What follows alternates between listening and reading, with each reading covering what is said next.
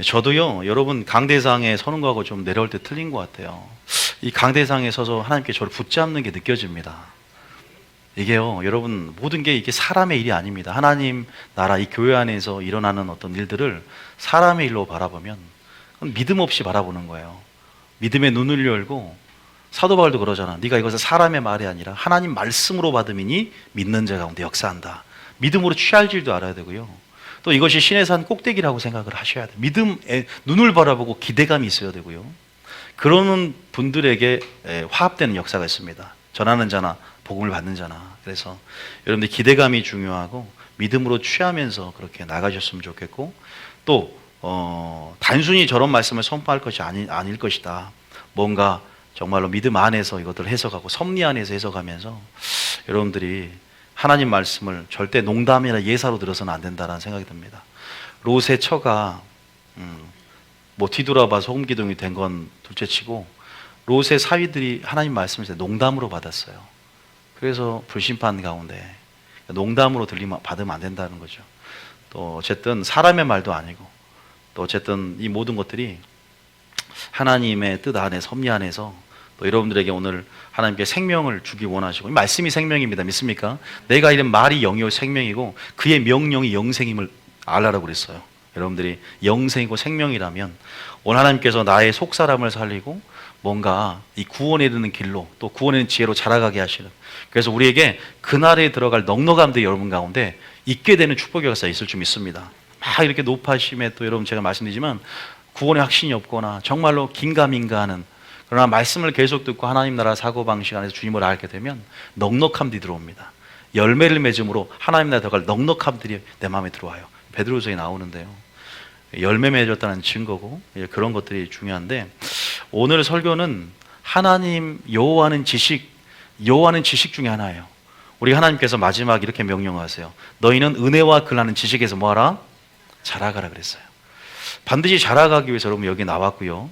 자, 우리가 여기에 또 베드로서 1장에 보면 이런 말이 있어요. 1장 8절 한번 보면, 자, 오늘 심는 것에 대해서 할 거예요. 심는 거 여러분들이. 자, 오늘 굉장히 좀 중요한 설교입니다. 베드로서 1장 8절에 보면 이렇게 하나님이 당부를 하죠. 한번 읽어보겠습니다. 시작.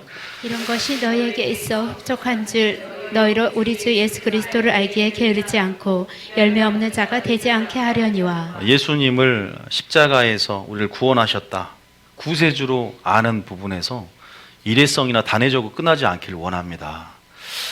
우리가 계속 이제 십자가에 달리신 주님을 믿고 영접을 했다면 계속적으로 주님, 이제 우리의 주인으로서, 임금으로서 이제 여러분들이 우리의 주인 되신 하나님이 누구인지 그 진리를 알고 법을 알아서 그 명령대로 우리는 순종하는 삶을 살아야 될 줄 믿으시기 바랍니다. 그러기 위해서는 우리 기준이 뭔지도 알아야 되고, 또 우리에게 주신 명령이 무엇인지 알아야 되고, 하나님 나라의 법이 무엇인지 알아야 된다. 그것이 무엇이냐? 산상순의 삶이다. 계속 우리가 지금 마지막 때 주님 오시기 전에 저에게 금식 중에 산상순의 삶을 살도록 이제 그 가르침들을 풀어놓으라. 이것은 나의 세계명 가르침의 본질이고 성경의 뼈대다. 우리 모세오경이 중요한 만큼 산상순의 뼈대를 가지고 사도 바울도 서신서를, 회람서신을 썼고요. 전부 베드로 후서라든가 이런 것도 공동 이 예수님의 사복음서, 특히 이 산상순의 복음의 뼈대를 갖고 확장된 계시의 영역 안에서 그 가르침에 일치한 가르침이지만 이렇게 써진 거예요. 그래서 여기서 뭐라고 하냐? 너희가 게으르지 말랍니다. 누구를 알기에? 예수님을 알기에. 다시 말해서 진리를 알기에 게으르지 말라. 왜냐하면 우리가 말하고 행동하고 생각하는 것, 뭔가 하려고 해도 뭐요? 어떤 사람은 하나님의 일을 사람 일로 바꿔버려요. 왜? 베드로가 그러잖아요. 주여 죽지 마옵소서. 그 일이 죽게 미치지 않습니다 하니까 뭐라 그래요? 인본주의적으로 마귀가 뿌려낸 가라지, 다시 말해서 하나님 말씀 안에서 심은 것대로 말씀으로 말하는 것처럼 말하지 않고, 여러분 보세요. 이게 뭐라고 그래요? 우리 보기에는, 사람 보기에는 바르지만 하나님 보시기에 사망의 길이야. 뭐라고 하냐면 너는 하나님의 일을 사람 일로 바꿔버린다는 거죠.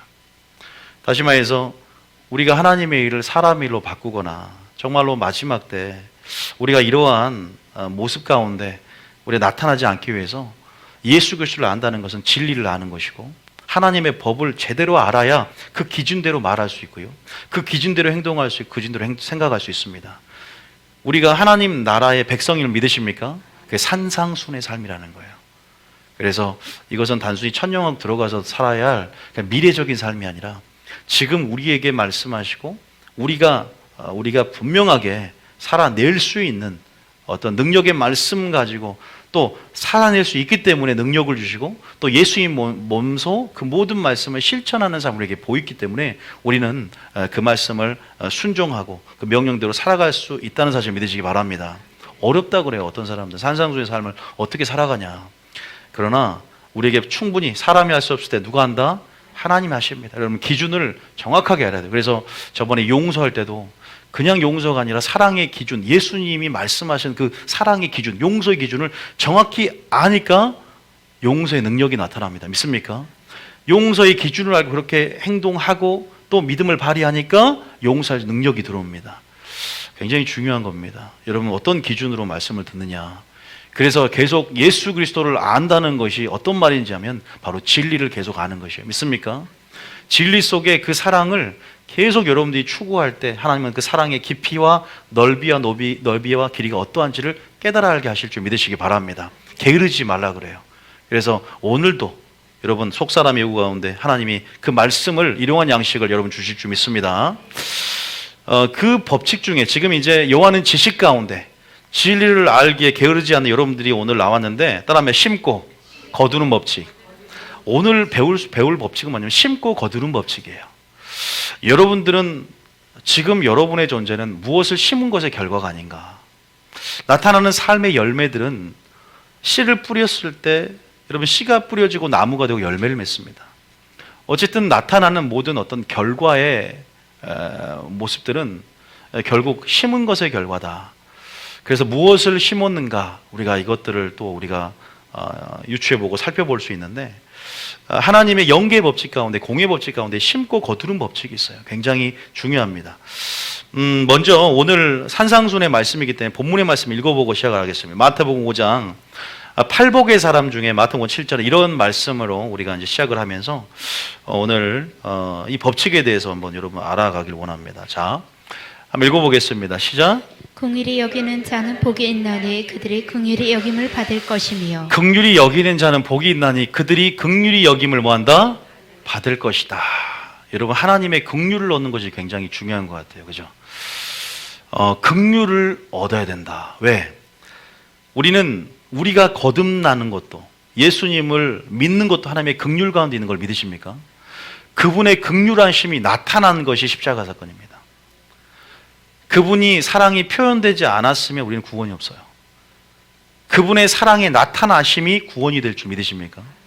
십자가에 달려 돌아가시는 그런 액션을 취하시고 실제적으로 당신이 갖고 있는 생각들을 표현했기 때문에 구원의 역사가 일어났다. 자기 사랑을 확증했다. 주님께서 우리에게 베푸시는 구원의 어떤 일련의 사건들이나 우리 가운데 주어지는 그분의 베푸신 은혜들은 그분의 성품, 다시 말해서 그분의 긍휼함에 그치한다는 사실을 믿으시기 바랍니다. 그분의 자비, 그분의 긍휼, 우리가 그분의 긍휼하심을 얻어서 원수 되었을지라도 십자가로 말미암아 의인이 되었고 우리의 존재가 바뀌었습니다. 그죠?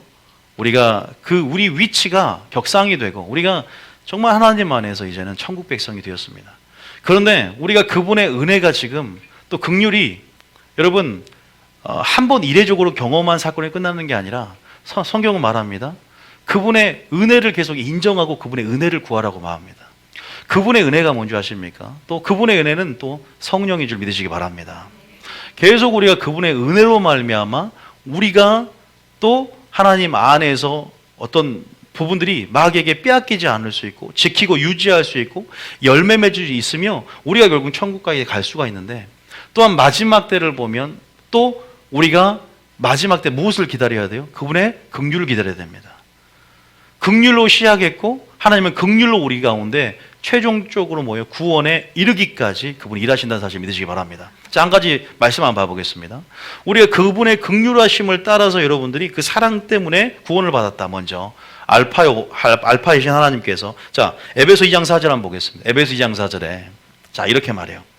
우리는 그럼 그분의 긍휼을 받다면 우리 뭐 해야 되는가? 자 2장 4절 한번 보겠습니다. 시작. 긍휼이 풍성하신 하나님이 우리를 사랑하신 그 큰 사랑을 인하여 자 우리의 삶의 어떤 열매 가운데 또 우리의 신앙생활 안에서 반드시 본질 그분의 긍휼하심이 분명히 나타나야 된다. 일단은 이것이 주님의 사랑입니다. 할렐루야. 여러분, 오늘 제가 치유 예언 이제 사역을 이렇게 하면서 분명히 말을 했어요. 치유 자체가 기적이나 또 기적 자체가 아니다. 치유 자체가 치유를 일으키는 게 아니다. 능력이 치유를 일으키는 게 아니라 하나님의 관계 안에서 그 사랑이 치유를 일으킨다. 사랑은 기적을 낳고 사랑은 능력이다. 치유 사역자가 주님의 마음을 품을 때 그 사랑이 흘러가서 그 긍휼하심, 주님과 동료의 그 긍휼하심을 통해서 기적이 일어난다. 그 기적의 수준은 하나님의 관계의 영성이고 그 기적의 수준은 또 하나님에 있는 그 사랑이 얼마만큼 여과 없이 흘러가느냐. 이에 따라서 예수님이 베푸신 구원의 역사가 일어나듯 그를 향한 치유 역사, 구원의 역사가 일어날 것이다. 단순히 치유가 아니라 그 본질인 사랑이 있고 긍휼이 있어야 된다. 우리 신앙생활 가운데 이 긍휼이 사랑이 온전하게 매는 띠가 되고 사랑이 없으면 아무 소용이 없다. 가장 이 본질이 중요해요. 그래서 우리가 우리를 구원하신 그분의 긍휼을 보고 이 긍휼을 본 자는 빚진 자의 심령이 됩니다. 그냥 십자가 이 사건에 대한 설교를 들어서는 빚진 심령이 되지 않아요. 이 십자가 사건, 나를 위해 죽으시는 그 긍휼이 계시적으로 열어져야 돼요. 그 긍휼이 계시적으로, 그 사랑이 계시적으로 내 가운데 마음속에 빛으로 들어와야지 내 심령이 녹고 그 심령이 빚진 자의 심령이 되어 우리가 그 빚진 자의 심령대로 긍휼을 베풀 수 있는 자가 되는 것입니다. 할렐루야. 어쨌든 이 십자가를 긍휼로 이해하고 본질적으로 하나님의 사랑을 이해해야 됩니다. 십자가의 사랑, 계시적인 사랑이죠. 혼으로는 이해할 수 없는 그 계시적인 사랑, 순종하는 자에게 열어주는 그 영의 사랑, 그 긍휼의 사랑. 어쨌든 그 긍휼이 풍성하신 하나님이 이렇게 고백하는 거 굉장히 중요해요. 여러분들이 하나님은 은혜가 풍성하시고 긍휼하시고 이렇게 고백하는 게 아무것도 아닌 것 같죠. 성경을 쓴 저자를 우리가 보면서 또 이렇게 또 우리가 암송하고 또 성경에 나온 그 표현들 우리가 인식하면서 고백하니 그러지, 정말로 하나님은 사랑이라 고백할 수 있다는 거 대단한 겁니다. 요한이 하나님은 사랑이라, 그 사랑을 알고 믿어는 하나님의 사랑이라고 고백한 건 이건 대단히 깊은 차원이고 수준이에요. 여러분 삶 가운데 이 사랑을 고백하시기 축복합니다. 영광을 받기 때문에 고백하는 거고 찬양을, 새 노래를 만들고 찬양을 올려드리는 거예요. 그러니까 여러분 꼭 모든 신앙생활 안에서 주님이 행하신 모든 것 가운데 사랑을 고백하시기 축복합니다. 10나병 환자 중에 9나병 환자는 치유만 받기 때문에 도망가요. 그러나 한 나병 환자는 치유 속에서 역사하신 하나님의 긍휼과 사랑을 받았어요. 그러면 하나님께 돌아오게 되는 것입니다. 영생의 말씀이 여기 있어야 내가 네 귀로 가오리가 떠나지 않게 되는 거예요. 그 사랑에 붙잡히고 긍휼에 붙잡힌 자는 떠나지 않게 될 줄 믿습니다. 그분의 긍휼하심, 이것을 배워야 되고 이것을 추구해야 되고, 주님 그 긍휼이 내 안에 있기를 원합니다. 주님 그 사랑을 내게 주시옵소서. 그 사랑이 있는 자는 구원의 넉넉함이 임하게 될 줄 믿습니다.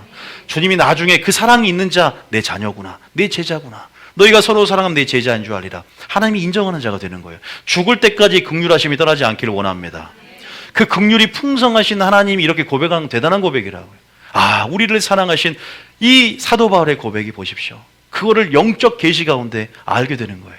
그 큰 사랑을 인하여 5절에 한번 볼까요? 5절에 시작. 허물로 죽은 우리를 그리스도와 함께 살리셨고 너희는 은혜로 구원을 받은 것이라. 한 절 한 절 서신서를 쓰면서 감동을 받았을 겁니다. 여러분 이 감격과 이 고백이 있다면, 이 첫사랑이 있다면, 이 구원의 즐거움이 있다면 자연스럽게 감사함으로 절대적인 복종이 있을 것이고 여러분 삶 가운데 그 사랑이 흘러가게 될 줄 믿습니다. 빚진 자의 심령 안에서 우리가 어쨌든 예수를 믿을 때 이 사랑을 분명히 우리가 알았고 깨달았습니다. 그런데 이례적이고 단회적이고 이 사랑이 끝까지 가면 좋지만 우리 삶은 언제든지 가시떨기밭이 될 수가 있고요, 언제든지 자갈밭이 될 수 있다 그랬어요. 마음이 생활의 염려로 둔해짐으로, 또 환난 가운데 핍박을 받음으로 우리는 계속 우리 마음을, 또 우리가 분명히 거듭났지만 계속 하나님의 씨를 뿌려서 우리 마음을 좋은 밭으로 계속 이런 거듭남의 변화 역사를 계속 맛보면서 성화의 과정을 이루어가야 됩니다. 할렐루야. 그러기 위해서 은혜가 필요해요. 은혜가 필요합니다. 믿으십니까? 여러분 예수님 한번 믿었다고 천사의 마음 갖는 거 아니에요. 똑같아요. 남편 예수 믿었는데 눈물을 흘리고 세상은 달리 보이지만 2주 3주 지나면 똑같아지는 거 보셨잖아요. 여러분 자신도 봤을 것이고요. 우리는 계속적으로 말씀을 의식해 가면서 싸우는 영적 전쟁 가운데 있어요. 끝까지 그 은혜를 기억하는 자는, 그래서 너희가 그 은혜를 일깨워 생각남이 옳은 줄 안다. 그 말씀을 일깨워야 된다. 그 은혜를 기억해야 된다. 계속 모세오경은 내가 너희를 애굽에서 낸 여호와다 기억해라. 계속 기억하래. 왜? 기억하지 않으니까 잊어먹고 은혜를 잊어버리고 죄의 탐닉에 빠져서 죄의 종로로 사는, 이게 우리 현실 가운데 있는 거예요. 우린 지금 그러한 둘째 하늘 악한 그 마귀의 영향권, 세상의 지배 가운데 있으면서 동시에 하나님 나라의 시민권자란 말이에요. 충돌될 수밖에 없는 이 싸움 안에서 하나님 은혜로 계속 승리하면서 여러분 마지막 때 올 주님의 긍휼을 기다리시기 축복합니다. 마지막 때 그리스도의 재림 가운데 그 은혜를 기다려야 될 줄 믿습니다. 우리가 이렇게 살리심을 받았지만 우리 신앙생활 가운데 어떻게 신앙생활 하느냐, 어떻게 산상순의 삶을 사느냐에 따라서 마지막 때 우리 운명이 결정됩니다. 자, 무슨 말이냐? 이 구절을 한번 볼까요? 자, 유다서 1장 21절.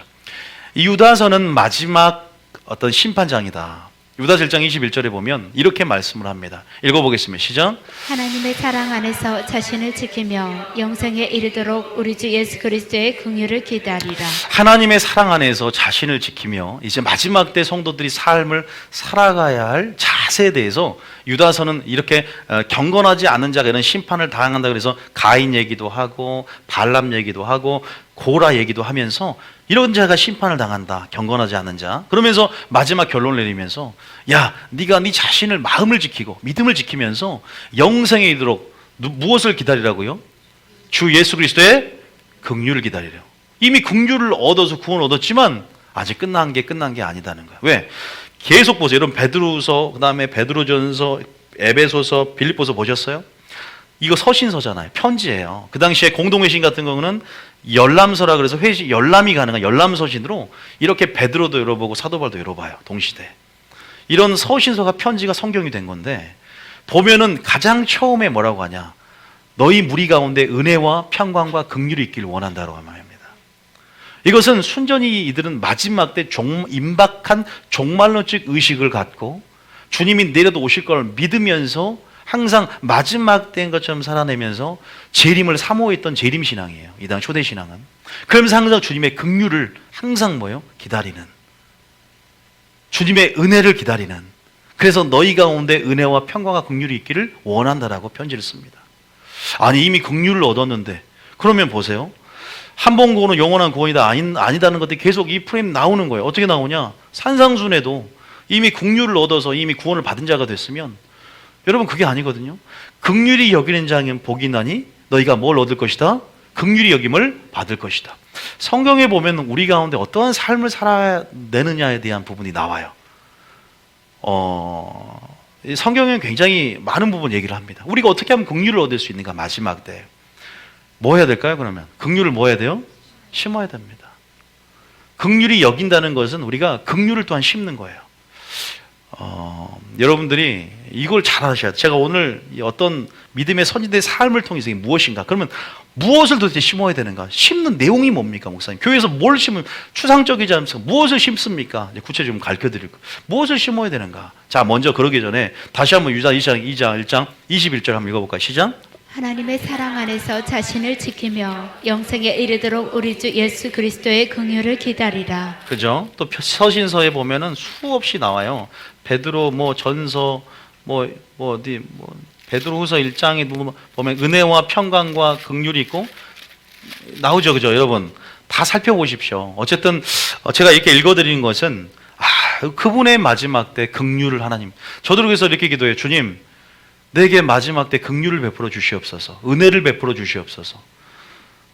정말 내가 하나님 지옥에 갈 것 같은 죄가 있습니까? 그러면 사람 막대 인생 채찍으로 나를 다스려주셔서 죄를 하나님 드러내셔서 노출시켜서 나로 죄를 인식하고 죽기 전에 회개할 수 있는 기회 가운데 또한 합당한 열매를 맺으면서 제게 넉넉함들이 있기를 원하고 확신이 있기를 원합니다. 하나님, 마지막 제가 죽기까지 끝나야 끝난 걸 알아요. 여러분 정말 우리가 믿기만 평가하는 것이 아니라 마지막 때 우리가 정말로 하나님의 그 긍휼이 우리 가운데 임하고 은혜가 임해야 마지막까지 뭐예요? 구원이 완성되는 줄 믿으시기 바랍니다. 중요한 개념이에요. 여러분 정말로 믿기만 평가한다면 어차피 긍휼 받았으니까 끝까지 긍휼이 있을 것 같지만 어떤 사람들 은혜를 세격고를 만들어 버린다 그랬어요. 어떤 사람들 은혜를 흘려보낸다 그랬어요. 은혜에 합당한 삶을 살고 복음에 합당한 삶을 살아라. 우리 가운데 수없이 우리 가운데 요구하시는 그 음성을 들어보십시오. 성경을 보세요. 우리 가운데 대가지불의 삶을 요구합니다. 너희가 제자가 되려거든 너희 자신을 죽여야 된다, 포기해야 된다, 자기 절제, 자기 부인, 자기 포기, 이런 이삭을 바치는 그런 마지막 때 내 삶 가운데 열매를 맺어야 된다? 부담감이 아닐 수가 없습니다. 은혜를 얻어서 구원을 받았지만 계속 그 은혜를 구해야 되고, 믿습니까? 계속 그분의 긍휼을 구할 뿐만 아니라 우리 또한 그 은혜를 받은 자로서 우리가 마땅히 하나님의 사랑을 빚진 자의 심령 안에서 분명 우리에게 말하는 것은 심는 삶을 살아야 됩니다. 제가 산상수의 삶을 통해서 긍휼히 여기는 자는 복이 있다. 어쨌든 여긴다, 긍휼히 여긴다, 이것은 좀 더 나아갔을 때 우리가 긍휼을 심고 또 우리가 용서를 심고 우리가 뭔가 하나님 안에서 심는 삶을 통해서 반드시 우리 가운데 거두어진다는 사실을 믿으시기 바랍니다. 이것을 심고 거두는 법칙을 여러분들이 그냥 물질 설교만 들을 때만 들은지 모르지만 저는 모든 영역에서 오늘 얘기를 하려고 그래요. 이게 뭐가 있냐면 심고 거두는 고등의 법칙 뭐가 있냐? 무엇을 심을까요? 여러분, 구제도 심는 것입니다. 믿습니까? 구제도 심는 거예요. 그리고 또 뭐도 심는 겁니까? 기도도 심는 겁니다. 그리고 또 뭐도 심는 거예요? 봉사도 심는 겁니다. 하나님의 일들, 이것을 분명히 말씀드려요. 이건 심어요. 이걸 심는 거예요. 또 뭐가 심는 거예요? 또 물질도 마찬가지겠죠. 물질도 심는 겁니다. 또 뭐예요? 냉수 한 그릇도 뭐예요? 대접한 다음에 냉수 한 그릇에 상이 있을 거라서 냉수 한 그릇 같은 것도 심는 일입니다. 그리고 긍휼이라든가 용서하는 것, 좀 더 깊게 나가면 내가 어떤 삶 가운데 절제하는 삶도 뭐예요? 심는 거예요. 절제하는 어떤 삶도 하나님 앞에는 긍휼을 얻을 만한 조건이 됩니다. 정말 그래요. 여러분들이 긍휼히 여김을 받고 은혜를 받기 위해서 정말 우리가 마지막 우리가 성령 외에 심으라고 있는데, 자 한번 볼게요. 갈라디아서 6장은 우리가 아는 말씀이지만 갈라디아서 6장 6절에 성령을 위하여 심는다는 게 뭔가? 성령을 위하여 심으라고 하잖아요. 은혜로 긍휼 가운데 긍휼함을 받은 자로서 이제 우리가 긍휼을 심는 삶을 살고 또 마지막 때 이 말 긍휼을 얻을 수 있게 되는데요. 한마디로 말하면 이 긍휼을 심는다는 게 뭔가? 자, 마지막 6장 8절부터 한번 읽어봅니다. 8절부터. 자, 여기 이렇게 말씀을 하고 있죠. 자, 읽어보겠습니다. 시작. 자기의 육체를 위하여 심는 자는 육체로부터 썩어질 것을 거두고 성령을 위하여 심는 자는 성령으로부터 영생을 거두리라. 저도 성령을 위하여 심는 설교를 하는 거예요. 신령한 것을 뿌림을 통해서 어쨌든 대가지불의 삶 가운데, 대가지불이라는 것은 시간을 투자하고 에너지를 투자하고 비용을 투자하면서 뭔가 하나님 안에서 우리가 그냥 주의를 하는 것 같지만 결코 헛된 것이 아니다. 반드시 약속이 있고 상급이 있고 주님의 보상이 있다는 것을 믿으십니까? 이건 상업적인 대상으로 하나님을 생각하기 때문에 내가 이렇게 뭔가 그런 식의 어떤 하나님의 관계를 정의하는 게 아니라 언약 관계 안에서, 언약 관계가 먼저 중요해요. 언약의 근거에서 또한 농부가 씨를 뿌림을 통해서 열매를 거둘 것을 기대하는 건 결코 나쁜 게 아니에요. 믿음의 기대는요. 그래서 여러분들이 그런 부분 안에서 뭔가 거두게 된다는 것이고 또 약속을 받게 되는 것이고 뭔가 상급을 얻게 되는 것이고, 믿습니까? 그래서 성령을 위하여 심는 자는 성령부터 뭘 거둔다? 영생을 거둬야 됩니다. 우리가 신앙생활 하면서 심은 게 얼마나 중요하냐 보세요. 마지막 때 영생을 거두고 또 마지막 때는 이것들이 뭐까지? 주 예수의 날에 긍휼을 얻게 만드는 근거가 됩니다. 여러분들이 좀 이해가 안 될지 모르겠지만 계속 한번 들어보세요. 9절 한번 읽어볼까요? 9절에 자, 그러면 성령을 심는 게 뭐냐? 이 갈라디아서 사도 바울은 선을 행하는 것이라 말합니다. 읽어보겠습니다. 시작. 우리가 선을 행하되 낙심하지 말지니 포기하지 아니하면 때가 이름에 거두리라. 반드시 거두게 된다는 거예요. 그것이 여러분들 나중에 제가 분명히 말씀드리지만 단순히 물질을 심어서 물질을 얻는 것, 물질 설교만 해당되는 게 아니라니까요. 긍휼을 심는 게 얼마나 중요하냐. 마지막 긍휼을 얻을 조건이 됩니다. 제가 여기까지 구원을 받을 만한 충분한 조건이 됩니다라고 말씀드릴 수 있는 것은 오늘 설교를 끝까지 들으면 인정을 하게 될 거예요. 자, 봅시다. 선을 행하되, 어쨌든 선을 행하는 거예요. 선을 행한다는 것은 너무나 많은 광의적인 의미에서 많은 걸 포함합니다. 하나님의 일을 하는 것이고 또 구제하는 것이고 봉사하는 것이고 영접하는 것이고, 여러분들 심지어는 먼 거리지만 이렇게 교회 오는 것도 심는 거예요. 발걸음을. 이거 결코 여러분 모든 것을 의미를 갖고 범사에 인정하면서 하나님 앞에 농부가 씨를 뿌린다는 반드시 기대감이 있어야 돼요. 그냥 그냥 하는 거 아니에요. 제가 여수에 그렇게 멀리 7시간 이상을 왕복을 하면서 7, 8년을 그렇게 사역을 했던 거는 차비도 얼마나 깨지겠어요. 몇 천만 원 이상. 그것도 심은 거였고 그 발걸음 가는데 7시간이 걸려. 근데 그걸 매주 하는 거예요. 7, 8년을. 매주마다 왔다 갔다 하면서 하나도 안 빠지고. 그게 저에게는 그게 심었기 때문에 나타나는 결과. 근데 그러면 제가 결과는 거두는 건 언제 오냐? 언제 올까요? 2가지가 있어요. 그것도 알려드릴 거예요. 이 땅에 있을 때 내가 살아갈 때 내게 임하기도 하고 거두기도 하고 내세 거두기도 합니다. 그리고 언제 이것도 효과를 보는지도 알려드릴게요. 언제 효과를 본 줄 아세요? 오늘 여러분 믿음의 선진 얘기도 해드릴 거예요. 제가 예화를 다 들려드릴 거예요. 여러분 진짜 위기가 왔을 때, 어떤 위기가 왔을 때, 하나님이 정말 필요로 할 때 담대함이 생겨요. 담대함이. 오늘 그 영적 원리를 알려드리려고 그래요. 근데 심은 것도 없는 사람들은요 담대함이 없어요. 그러니까 하나님을 잘 모르는 거예요. 한 달란트 그 받은 사람처럼 담대함이 없어요. 주님을 잘 모르기 때문에. 주님은 심지 않은 데서 거두고 해치지 않은 데서 모으는 줄 알았나이다. 주님을 모르기 때문에 심지 않았고, 주님을 모르기 때문에 담대함이 없고 두려움이 생깁니다. 담대함이 있으면 기도응답의 열쇠가 담대함이에요. 기도응답을 받고 확실한 위기 가운데 여러분 구원의 하나님을 경험하게 된 줄 믿으시기 바랍니다. 왜 심어야 되냐? 단순히 뭔가 긍휼을 얻기 위할 뿐만 아니라 여러분 그 심는 삶이 하나님이 인정하는 삶이고, 성령의 심사님 인정하는 삶이 하나님이 분명히 그것들로 인해서 소출하게 하고 거두게 하고 여러분 분명히 하나님 보상하고 약속을 줄 줄 믿으시기 바랍니다. 어쨌든 보면은 반드시 선을 행해야 돼요. 이게 심는 삶이야. 선을 행하는 것, 이것이 심는 삶이에요. 그러면 반드시 뭐 한다? 거둔다. 그러면 10절 한번 읽어볼게요. 10절에 자 10절 읽어봅니다. 시작. 그러므로 우리는 귀에 있는 대로 모든 이에게 착한 일을 하되 더욱 믿음의 가정들에게 할지니라. 참 성령을 심다는 표현을 선한 일을 한다, 착한 일을 한다, 여러 가지 표현을 씁니다. 어쨌든 여러분들이 심는다, 무엇을 심는다. 여러분 심지어 내가 이렇게 절제할 수 없는 것에서 이게 절제했어. 이거 절제 심는 겁니다. 야, 네가 이렇게 할 수 없는 상황에 절제도 하고. 하나님이 다 그걸 보시고 계십니다. 제가 이따 알려드리면 깜짝 놀랄 거예요. 하나님이 고넬료에게 이방인 최초로 성령세를 부어줘요. 뭘 기억한 줄 아세요? 내가 네 기도와 구제를 기억했다. 구제하는 거 심는 삶 가운데 하나님의 때가 되니까 이제 그것도 인정받고, 그래서 때가 되니 그 구제를 기억하고 또 그 기도 가운데 하나님이 최초로 성령세를 임하는 축복의 역사, 베드로까지 하나님이 파송해서 그 집에 설교하게 만들고 설교를 들음을 통해서 성령세를 받게 합니다. 할렐루야. 우리가 하나님 앞에 심은 게 있어야 돼요. 여러분 심은 게 있어야 돼요. 누가 거둘까요? 또 누가 거둘까? 언제 거둘까? 다 알려드릴게요. 여러분이 거둘 수 있고 자녀가 거둘 수 있습니다. 그것도 오늘 다윗의 삶을 통해서 알려드리고. 그러니까 심는 삶에 대한, 근데 마지막 때가 되면 심는 근성이 사라집니다. 거두려고만 합니다. 왜? 게을러져서. 거두는 근성만 커지고 어떻게든 요령만 피우려고 그러고, 신앙생활이 어떤 그런 부분 안에서 하나님은 심는 근성을 갖고 성령을 심고, 눈물로 씨를 뿌리는 자는 뭐한다? 기쁨은 뭘 거둔다? 단을 거둘 것이다. 눈물로 뿌리면 기쁨으로 거둡니다. 할렐루야. 조금은 수고롭고 조금은 대가 지불해야 되기 때문에 소유를 다 팔아 그 땅을 사는 어떤 그런 대가 지불의 삶이 우리 신앙생활한테 요구되는 거 아시지 않습니까? 예수 믿는데 여러분 당연히 네 형제와 자매와 친척과 아비의 집을 떠나고 미워하지 않으면 결코 내 제자가 될 수 없고, 네 모든 소유를 팔아 가난한 자에게 나눠주라. 그리고 나를 따르라. 네 자신이 먼저 살면 죽을 것이고 죽으면 살 것이다.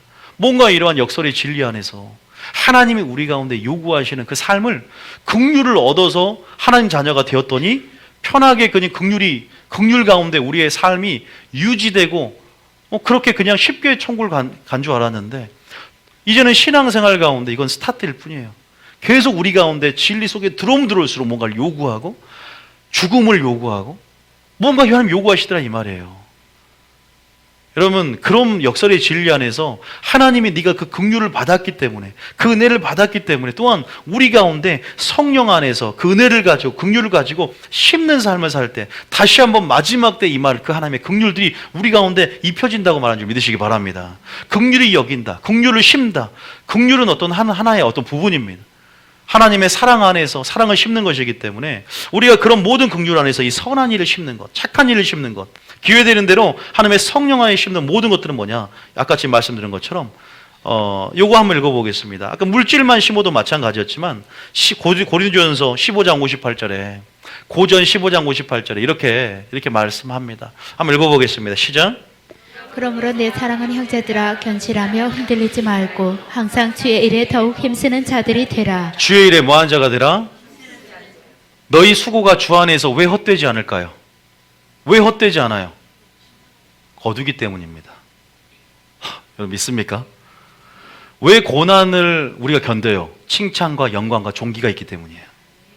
여러분 소망이 없으면 믿음이 역사하지 않아요. 여러분 우리가 순교하는 것도 심는 거예요. 믿습니까? 이거 심는 겁니다. 왜 기도합니까? 내 기도를 통해 누가 거두어요? 자녀들이 거둡니다. 할렐루야. 이러한 소망 안에서 믿음이 역사되고 심고 거두는 법칙을 알아야 돼요. 그리고 언제 거두고 누가 거둔지도 오늘 알아야 됩니다. 자, 일단은 보세요. 너희 수고가 주 안에서 헛되잖아요. 헛되지 분명히 않습니다. 어쨌든 그게 뭐냐면 작은 거지만 하나님은 절대 다 보상해 주세요. 자, 무슨 말이냐? 자, 여러분 이 보상이라는 개념이 나쁘게 상업적인 그런 단어가 아니에요. 하나님의 보상은 여러분 상급인 줄 믿으시기 바랍니다. 자, 어쨌든 무슨 말이냐? 자, 우리가 성경 말씀을 읽어보면 확인해 볼까요? 자, 마태복음 19장 29절입니다. 자, 마태복음 19장 29절. 자, 마태복음 19장 29절. 하나님을 알아야 준비가 되죠, 여러분.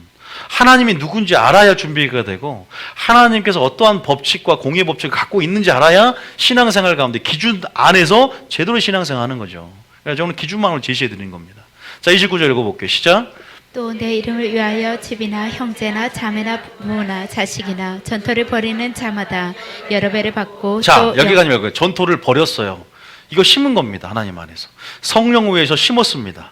자, 심었어요. 물질로 심고 또 하나님 은혜 가운데, 긍휼 가운데 그 사랑 안에 깨달아서 어쨌든 빚진 자의 심령이 되고 하나님 말씀대로 살아가기 위해서 절제하며 모든 걸 버렸어요.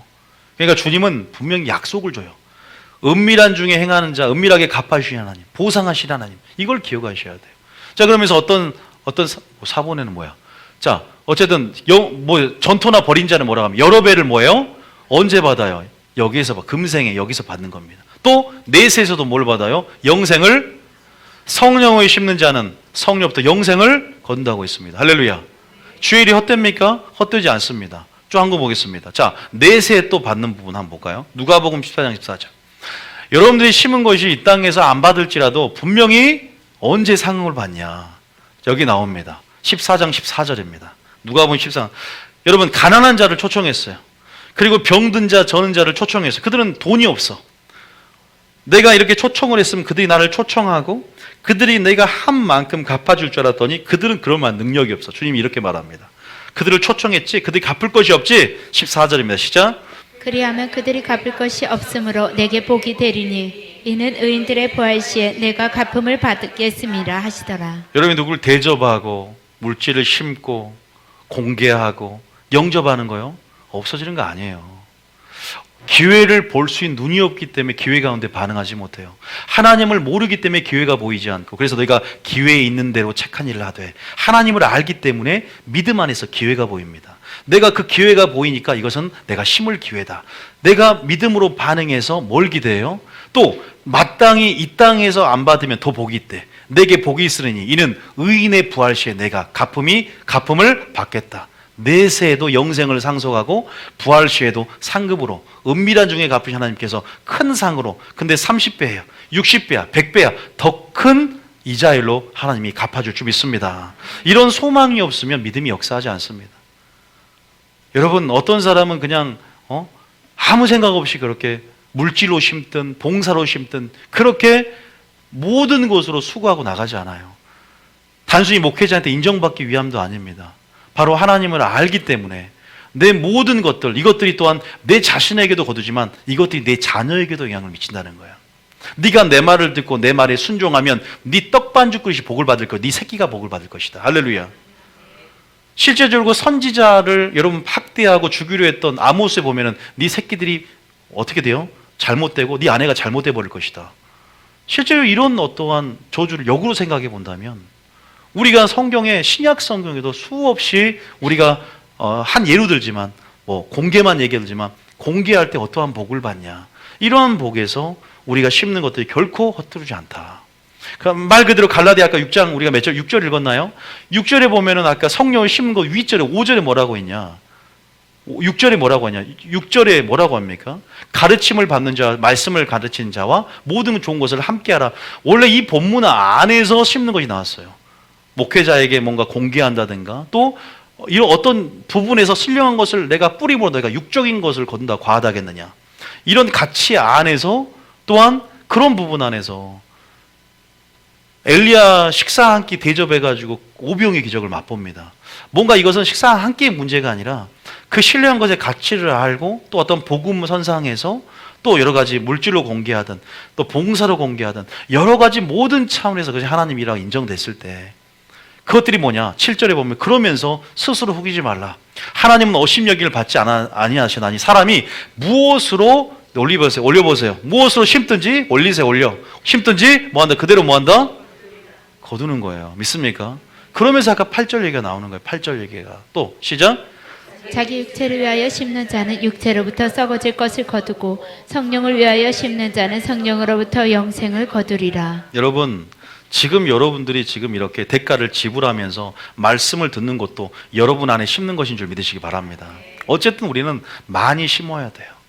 많이 심는 자는 많이 거두게 될 줄 믿습니다. 이 심는 영역들을 이건 모든 영역이에요. 그래서 여러분들이 그런 부분 안에서 금생에 받든지 100배를 받든 1000배를 받든 높은 이자를 받든 내세도 하나님께서 분명히 여러분 약속을 주시고 상급을 주시고 갚아주신 분인 줄 믿으시기 바랍니다. 그리고 여러분이 받든지 자녀가 받든지 여러분 남편이 받든지 또 여러분들이 그 생명 안에서 또 유업을 함께 받을 자 그 권속 안에서 여러분들이 그 지경이 내가 받을 부분들 안에서 함께 누리게 되는 분기짓이 함께 받게 되는 축복의 역사가 있다는 사실을 믿으시기 바랍니다. 한 사람이 심어서 예수님 한 사람이 자신을 심어서 온 천하 이렇게 하나님의 백성들이 구원을 받고 열매를 맺듯이 영향력은 굉장히 커지는 겁니다. 그래서 많은 사람들 여러분 한 사람의 심음을 통해서 많은 영향과 좋은 것들을 누리게 되는 축복의 역사도 있게 될 줄 믿으시기 바랍니다. 심다는 것은 쉬운 게 아니에요. 대가를 분명히 지불하는 것이고 뭔가 불편을 감수하는 부분이고 또 그런 부분 안에서 나가는 부분입니다. 심는 게 쉬울까요, 여러분? 안 쉽습니다. 절대 쉽지 않습니다. 제가 쉽게 오늘 예를 좀 들어보겠습니다. 자, 무슨 예를 드냐? 제가 이 다윗의 삶, 히스기야의 삶, 고넬료의 삶, 느헤미야의 삶, 오네시보로 이 5명을 통해서 제가 방금 말한 영적 영계 법칙, 영적 원리들이 어떻게 그들 삶에 거두어졌는가 한번 보여드릴게요. 그러면 확실하게 방금 제가 말씀드린 게 이해가 되시겠죠. 자, 먼저 누굴 보냐? 다윗의 삶을 한번 봅니다. 다윗의 삶. 자, 여러분들이 다 다윗의 삶을 볼 필요가 없이 확실하게 다윗이 심고 거두는 법칙을 알아서 대가를 지불하고 심음을 통해서 정말 하나님께서 그의 자녀 솔로몬까지 하나님께서 긍휼을 베푸시는 우리가 그 긍휼이라는 것은 마지막 분명히 구원이 되는 것 믿습니까? 이게 최종적인 구원이 굉장히 중요해요. 그 은혜와 긍휼이 임해야 됩니다. 그런데 여러분 삶 가운데 나타나는 구원의 하나님 그 하나님이 우리 가운데 하나님이 되주셔서 우리 가운데 베푸신 은혜와 긍휼들이 또 여러분의 삶 가운데 내가 무엇을 심음을 통해 담대함 가운데 호소하게 되고 담대함 가운데 그 기도 응답이 여러분 이루어지게 된다는 사실 믿으시기 바랍니다. 그것이 여러분 무슨 말이냐 잘 보셔야 돼요. 자, 먼저 다윗의 삶 가운데 거기다가 사마 이제 첫 번째 적어보세요. 시므이의 저주라는 게 있어요. 여러분 이 본문은 꼭 알아야 돼요. 자, 시므이라고 누가 시므이라는 사람이 있어요. 시므이 누굽니까? 베냐민 족속이고 이 사울의 가문의 친척이에요. 그런데 지금 이 사건은요 압살롬 자기 아들한테 쫓겨나가면서 바후림이라는 곳에 머물러 있을 때 얘가 이 사울 왕이 10년 이상을 쫓아다니면서 왕위를 이제 즉위를 했단 말이에요. 그 상처도 아무길 전에 아들이 이제 왕위를 찬탈하면서 도망가는 상황 속에서 지금 이 시므이라고 건방진 이 사람이 뭐예요? 누굴 욕해요? 저주를 합니까? 다윗을 저주하는 거예요. 다윗을 저주하는 사건 가운데 그러면 뭘로 심은 거예요? 긍휼로 심은 거죠. 그죠? 용서했다면 뭘로 심는 거예요? 긍휼을 심은 겁니다. 용서를 심은 거예요. 절제로 심었습니다. 하나님 보고 계실까 안 보고 계실까요? 보고 계십니다. 반드시 갚아주세요. 그의 삶을 우리가 보면서 어떻게 갚아주셨는지를 봐야 될 거 아니에요. 우리가 그냥 누굴 용서한다는 건 결국 나의 행복을 위해 용서하는 것입니다. 믿습니까? 나의 행복을 위해 투자하는 걸 할 수 있어요. 믿습니까? 절제한다는 것은 그게 결국은 보면 모든 게 나를 위한 거라는 걸 알 수가 있습니다. 그러나 심을 때는 감정이, 여러분 성질이 이렇게 나는데 그 모든 것들을 억눌러야 되고 또 그것들이 뭐예요? 믿음 안에서 영적으로 반응이 돼야 돼요. 기회를 일단은 이것이 저주가 지금 내게 기회다는 걸 먼저 봐야 돼. 그전에는 하나님을 알아야 되겠죠. 평소에 하나님을 알고 하나님을 사랑하고 하나님 아는 지식을 게을리지 않게 우리가 알았을 때 이것들이 내 삶 가운데 적용되는 순간이 있단 말이에요. 성령 충만한 늘 삶 가운데 오늘 다윗처럼 그렇게 적용하시길 축복합니다. 긍휼을 심어서 어떻게 심었냐? 우리 그 본문을 한번 봐봅시다. 자, 사마 16장. 자, 6절부터 한번 읽어볼게요. 사마 16장에 나옵니다. 첫 번째는 시므의 저주인데 두 가지 사건만 말씀을 드리겠습니다. 자, 한번 이 바울임에 이렇게 머물러 있었습니다. 도망가면서. 자, 6절입니다. 시작. 또 다윗과 다윗의 왕의 모든 신하들을 향하여 돌을 던지니 그때 모든 백성과 용사들은 다 왕의 좌우에 있었더라. 자, 근데 7절 읽어보겠습니다. 시작. 7절 그 다음 읽어볼게요. 시작. 시므이가 저주하는 가운데 이와 같이 말하니라. 피를 흘리는 자여 사악한 자여 가거라 가거라. 아직 왕인 다윗을 욕했다는 건 충분히 죽일 수 있는 상황이에요. 왕의 권위로. 그래서 그 옆에 있는 신하 아비새가 내가 단칼에 죽여버리겠다. 육적으로 반응하려고 그랬어요. 이 사람에게는 아직 기회가 보이지 않아. 초신자야. 기회가 안 보여. 뭔가 내가 여기서 심을 수 있는 기회를 보지 못해.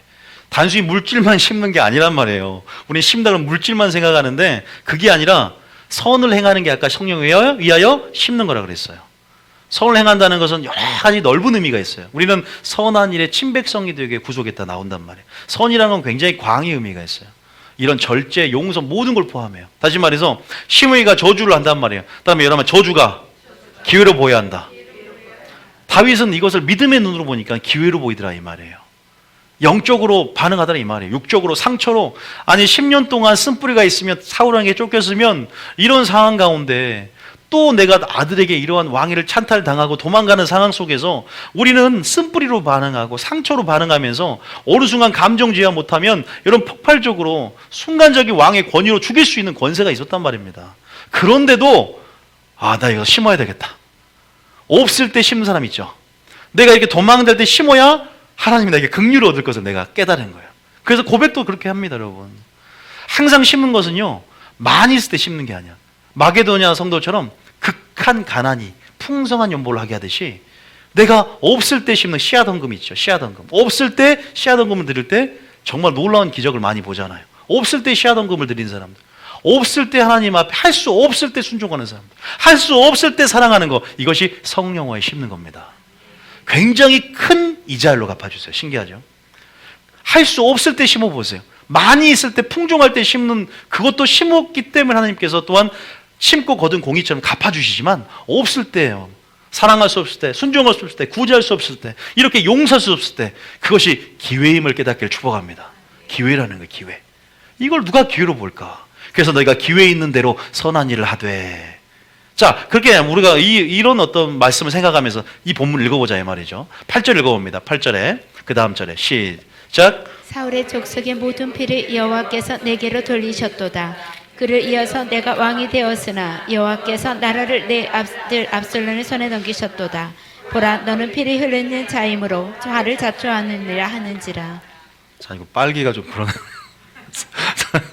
자, 예. 이렇게 말을 해요. 맞는 말 같아요. 근데 이거를 인정을 했어요. 다윗은요.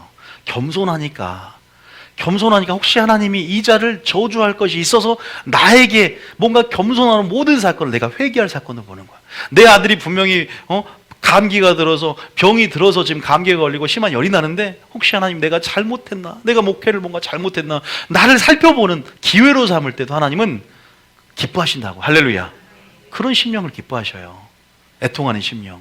넘겨보십시다. 자, 그 다음 절에 계속 읽어볼게요. 시작. 왕이 이르되 스루야의 아들들아, 내가 너희와 무슨 상관이 있느냐? 그가 저주하는 것은 여호와께서 그에게 다윗을 저주하라 하심이니 내가 어찌 그리하겠느냐? 할 자가 누구겠느냐 하고. 그러네요. 자, 그 다음 절에 또 다윗이 아비새와 모든 신하들에게 이르되 내 몸에서 난 아들도 내 생명을 헤아려 하거든 하물며 이 베냐민 사람이랴. 여호와께서 그에게 명령하신 것이니 그가 저주하게 버려두라. 이렇게 반응하는 여러분 되시기 축복합니다. 자, 그런데 이렇게 그냥 반응하는 게 아니라 하나님께 호소를 합니다. 내가 이렇게 했으니까 하나님 뭐라고 하냐? 자, 어디 읽어보냐? 11절부터. 자, 11절부터 12절까지. 11절 읽었죠? 12절이 별표예요. 자, 읽어봅니다. 시작. 혹시 여호와께서 나를 원통함을 관찰하시리니 오늘 그 저주 때문에 여호와께서 선을 내게 갚아주시리라 하고. 나의 원통함을 주님이 아세요. 이러한 상황 속에서 하나님께서 내게 선으로 갚아주시고 이 환경 속에서 구원 하나님을 경험할 걸 기대하면서 하나님을 누구보다 잘 알았기 때문에 기회로 영적으로 믿음으로 용서로 긍휼로 반응하는 것입니다. 믿습니까?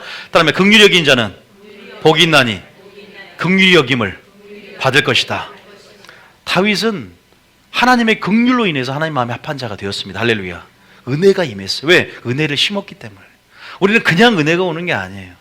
똑같이 우리가 긍휼을 심고 하나님도 이런 말합니다. 네가 나를 존중하면 나도 너를 존중히 여길 것이고 네가 나를 멸시하면 나도 너를 경멸히 여기리라.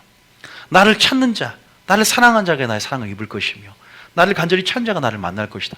우리의 어떠한 반응을 자유지 가운데 선택을 요구하시고 그것 가운데 우리 가운데 하나님의 물론 우리가 그렇게 하잖아도 보이지 않는 은혜가 우리를 감싸고 있고 결국 은혜가 우리를 이끌어 가지만 또 구체적인 그 하나님의 그 은혜는요 분명히 우리가 심고 거두는 법칙을 분명히 이해하셔야 돼요. 왜냐하면 우리 가운데 그렇게 뭔가를 하라 심어라 우리에게 명령하셨다는 것을 기억해야 됩니다. 그것이 나중에 보면 제자들인 조건이 되는 것이고 나중에 그 제자는 조건은 제자만 되는 게 아니야. 성령학교 제자 되는 게 아니야. 제자 된다는 것은 구원받을 조건을 얘기해요. 왜? 너희는 모든 민족을 삼아 내 제자로 만들어라. 제자 된다는 것은 하나님의 자녀가 된다는 거예요. 똑같은 말이에요. 기억해야 됩니다. 다시 말해서 내가 이렇게 했기 때문에 긍휼을 심었기 때문에 선을 갚아줄 거 확신을 했다. 그러면서 이 시므이를 용서하는데 이 시므이가 나중에 얼마나 비굴하냐면 이제 전쟁에서 압살롬과 승리를 얻어서 왕위로 돌아올 때 용서해달라고도 빌어요. 난 네 편이다. 또 용서해 줍니다. 그래 나중에 이제 솔로몬 때 그러나 반드시 예루살렘을 떠나서는 안 된다. 그 지경을 떠나서 내가 죽임을 당할 것이다. 잘 살다가 종이 2명이 아기스로 어디 도망갔는데 그걸 잡으러 가다가 예루살렘 경계로 넘어가서 솔로몬에게 죽임을 당합니다. 공의가 실현되는 장면이에요. 어쨌든 이 부분까지 보면 우리가 뭔지를 알아요. 지금 제가 들려드린 예화를 좀 많이 들려드릴 거예요. 그래서 여러분들이 확실하게 뭔가를 보셔야 돼요. 분명히 말씀 가운데 어떻게 해야 될지 또 제가 아까 서두에 말씀드린 그 영적 원리들이 정확하게 이 삶 가운데 나타나고 이러면 적용하고자 하는 마음을 하나님께서 불어넣을 줄 믿습니다. 긍휼로 심으십시오. 기회가 되는 거예요. 자, 두 번째는 어떤 기회가 있었냐? 사울을 죽일 수 있는 기회였다. 자, 아시는 말씀이지만 3상 24장 이 19절 사울이 10년 동안을 쫓아다닙니다. 죽이려고. 그런데 분명히 죽일 수 있는 상황이 되었어요. 사울 왕이 그렇게 누워있고 진영 3,000명이 누워있는 26장 상황 속에서 사울을 죽일 수 있는 상황인데 안 죽이는 거 아시죠? 여러분 안 죽인 상황이 분명히 압니다. 자 19절 한번 읽어보겠습니다. 시작.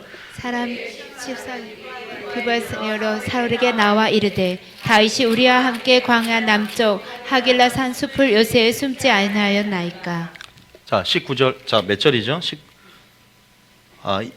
19절 아니에요? 3상 24장 자 24장 3장이 아니라 자 19절은 뭐냐면 이미 1절부터 18절까지는 죽일 수 있는 상황에서 안 죽이는 사건을 생략을 할게요. 안 죽였어요. 아시죠? 19절에 뭐라고 하냐? 자, 죄송합니다. 19절 시작. 사람이 그의 원수를 만나면 그를 평안히 가게 하겠느냐? 내가 오늘 내게 행한 일로 말미암아 여호와께서 내게 선으로 갚으시기를 원하노라. 내가 내게 행한 뭘로 인하여? 행한 일로 말미암아 여호와께서 내게 뭘 갚기 원한다? 선을 갚기 원한다고 분명히 말합니다. 그러면서 이건 사울이 이렇게 축복을 해줍니다. 우리가 이게 뭐에 근거한 것이냐? 언약에 근거한 거예요. 자, 26장에도 똑같이 죽일 만한 상황이 두 번이나 펼쳐집니다. 26장. 자, 우리가 읽어보는 거 24절입니다. 자, 24절. 자, 이 3,000명과 함께 누워있는 사울을 아비새는 또 죽이자 그래. 근데 이것을 또 기회로 보는 거예요. 이때 내가 긍휼을 심어야 돼. 그래야 내가 하나님의 긍휼을 얻어. 내 자녀까지. 자, 어떻게 하냐? 24절까지. 자, 24절에 23절부터 읽어볼까요? 23절부터. 자, 시작. 여호와께서 사람에게 그의 공의와 신실을 따라 갚으시리니. 자, 보세요. 공의와 뭘 따라서요? 공의를 심으면 우리가 뭐죠? 심은 대로 거두는 거예요. 의를 심어야 됩니다. 할렐루야. 무엇을 거둘까? 독을 심으면 무엇을, 악을 거둔다는 오세아 표현이 나오는데, 공의와 신실을 따라 갚으신다. 이거를 알고 있는 거예요, 먼저. 그 말씀에 근거해서 믿음을 발휘하시길 축복합니다. 감정으로 반응하지 말고, 이런 말씀의 근거, 하나님을 아는 지식으로 왜 자라가야 되냐? 하나님의 말씀하신 기준을 왜 알아야 되냐? 왜 산상순의 삶을 살아야 되냐? 이렇게 심는 삶, 행하는 삶을 통해서 공의와 신실을 따라 우리 가운데 은혜로 갚을 줄 믿으시기 바랍니다. 만약에 믿기만 하면 천국 간다면 나 이런 설교 하지도 않아요. 어차피 구원 받았는데 좀 심을 수도 있고 안 심을 수도 있지. 그냥 뭐 믿었으면 그냥 세상에 한쪽 발 담그고 하나님을 사랑하고 열심히 신앙을 하면 되지 않느냐. 이렇게 되면 이렇게 열심히 목회할 필요가 없어요, 여러분. 정확한 하나님의 말씀으로 우리는 심판하십니다. 다시 말해서 이 말씀 안에 하나님 말씀의 기준이 뭔가를 우리가 한번 봐야 됩니다. 이렇게 듣다 보면 정말 하나님의 사랑을 깨닫게 되고 어렵고 먼 것이 아니라 능히 행할 수 있다는 걸 알게 되고 넉넉함도 들어와요. 반대로 어려울 것 같죠? 아, 이렇게 뭐 누가 천국 들어가고 기준이 엄청 높네? 아니요, 넉넉함이 들어옵니다. 할렐루야. 여러분 기준을 아셔야 돼요. 보세요. 여호와께서 사람에게 그의 공의와 신실을 따라 갚으시니 이는 여호와께서 오늘 왕을 내 손에 넘기셨을 때 나는 손을 들어 뭐요? 여호와의 기름 부음을 받는 자 치기를 원하지. 왜? 금했거든요. 여호와 기름 부음 받는 자는 표현 다른 말로 왕입니다. 왕. 하나님이 세운 자, 그 기름 부은 자를 말씀에 금하였다는 표현이 나와요. 그걸 근거해서 믿을 발휘하니까 24절 이렇게 고백합니다. 24절에 시작. 오늘 왕의 생명을 내가 중히 여긴 것 같이 내 생명을 여호와께서 중히 여기셔서 모든 환난에서 나를 구하여 내시기를 바라나이다 하니라. 이런 호소가 있어야 돼. 내가 심었으니까, 내가 씨를 심었으니까, 하나님께서 내가 긍휼을 심었으니까 긍휼이 여김을. 그러니까 긍휼은 뭐예요? 긍휼이 있는 심판이 있다는 겁니다. 어디 나오냐? 이거 그대로 잡고 야고보서 2장 볼까요? 야고보서 2장에 보면 무슨 말이냐? 아니, 프린트물 밑에 있네요. 야고보서 2장 13절에 보면, 야고보서 2장 13절 읽어봅니다. 시작. 긍휼을 시작. 긍휼을 행하지 아니한 자에게는 긍휼 없는 심판이 있으리라. 긍휼은 심판을 이기고 자랑하느니라. 우리 삶 가운데 긍휼을 행함을 통해서 담대함과 확신을 여러분 마음속에 있기를 축복합니다. 믿습니까? 그 마음이 있어야 돼요. 담대함이 있어야 돼. 담대함이. 이건 하나님의 관계 속에서 하나님께 받은 그 긍휼을 우리가 품었을 때, 그 긍휼로 긍휼을 베풀 때 긍휼의 영향을 받게 될 줄 믿으시기 바랍니다. 왜? 하나님이 말씀하신 명령들을 행했기 때문에 긍휼이 하나님의 긍휼인 거예요. 그냥 내 긍휼은 하나님 말씀과 상관이 없어. 그러나 여호와 기름 부은 자를 금하는 것을 하나님이 원했고 하나님 말씀을 따라 내가 행했고, 단순히 인본주의적 감정이 아니라 나는 하나님 말씀에 따라서 나는 용서했고 하나님 말씀이 근거있기 때문에 그런 산상순의 삶을 살아낸 자들 가운데 하나님은 심었기 때문에 또한 하나님 그렇게 여겨주시고 심판을 이기며 여러분 그 긍휼 가운데 하나님의 사랑을 드러내는 통로를 하나님이 쓰실 줄 믿으시기 바랍니다. 이걸 기억하셔야 돼요. 그래서 우리가 두 번째는 이런 부분을 보면서, 야, 이렇게 다윗이 그래서 환난 가운데 하나님의 구원을 경험했다는 사실을 믿으시기 축복합니다. 압살롬을 쫓기는 상황 속에서도 이러한 구원을 경험하고요. 또 이것도 누가 거두게 되냐? 이제 누가 거둬요? 아들이 거두게 됩니다. 누가? 솔로몬. 솔로몬이 나이가 들어서 이제 여자를 맞받아서 어떻게 됩니까? 하나님을 향한 진실함과 깨끗함에 떠나서 여자들이 사귀는 우상 숭배를, 여러분 영적 전이가 일어나니까 몰렉이라든가 밀곰이라든가 그 당시 애굽의 그런 우상들을 가져온 것들을 전부 섬기면서 악한 왕이 될 뻔했어요. 내리막길로 추락하고 있어요. 주님이 두 번이나 나타났다. 꿈으로도 나타나고 환상으로도 보여주고 여러 선지자들이 말했지만 결코 듣지 않아요. 누구에게 멀어서? 여자에게 눈이 멀어버렸어요. 그래서 음란, 호색을 쫓는 것이 진리의 도를 회방받는다. 그래서 그 사슬과 모든 고리들이 너무 복잡한 것에 얽혀있기 때문에 이 음란행을 극복할 재간이 없어서, 그러나 결국은 깨닫게 되고 전도서를 쓰게 됩니다. 근데 그것이 누구의 은혜냐? 다윗의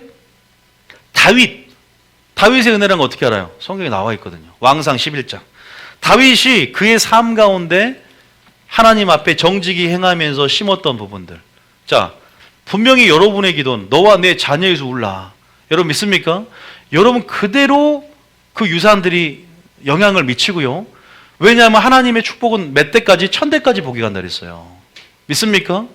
여러분이 심은 것들은, 저희 어머니가요, 어렸을 때 제가 이 말 또 하니까, 어릴 때 계속 뭐 건축원금 내 이름으로 심는 거야. 난 돈이 없으니까 뭐 건축원금 뭐 할 때마다 내 이름으로 뭔가 할 때마다 다 내 이름, 우리 자녀들 이름이야.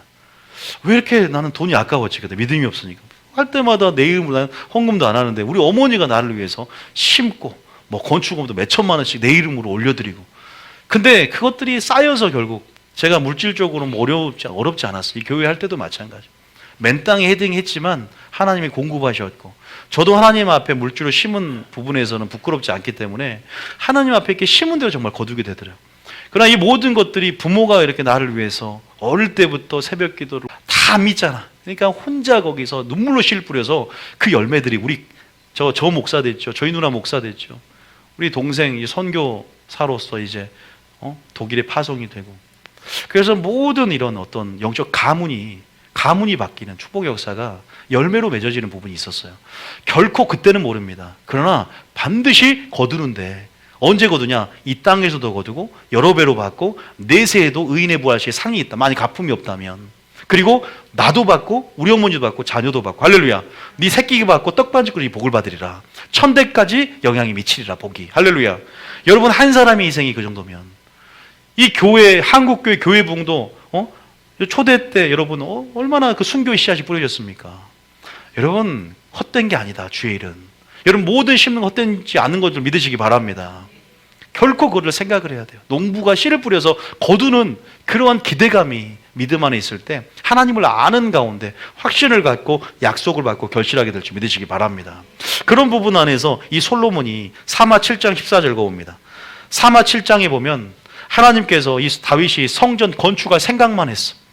어떠한 지파도 성막대 천조가리 7평에 하나님이 지성소 안에 거할 때 성전을 지을 생각을 안 해.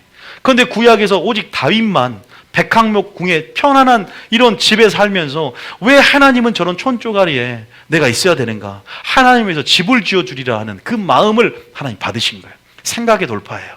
이건 생각에서 돌파가 일어난 겁니다. 늘 하나님을 생각하니까 어떻게 주를 기쁘시게 할까? 기회가 보이는 거예요.